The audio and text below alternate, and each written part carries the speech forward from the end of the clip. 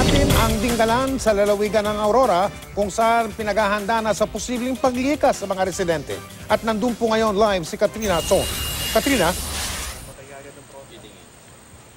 Mike, ang atensyon nga ngayon ng mga kinauukulan dito sa bayan ng Dinggalan sa Aurora ay nasa paparating na bagyong Silawin. Sa ngayon, Mike, madaraanan na rin nga itong alternate route o itong detour na nasira bunsod nga yan ng bagyong si Karen. Matapos ang 2 araw, naayos na ang detour o alternate route na naging dahilan sa pagka-isolate ng buong Dinggalan.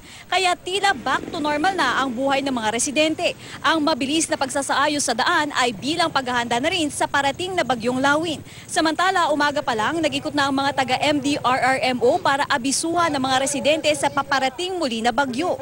Nagtulong-tulong din ang mga taga rito para tapyasin ang mga sanga ng puno na maaaring mabali kapag bumagyo. Ang mga mangingisda naman, itinaas na at tinalian ang kani-kanilang bangka para hindi mawasak.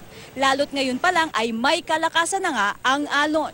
Mike, bukas naman nga ng umaga ay magsasagawa na nga sila ng preemptive evacuation dito sa lugar. Iyan daw ay para matiyak na ligtas ang lahat pagdating ng bagyong Silawin. Mike? Maraming salamat, Katrina Son.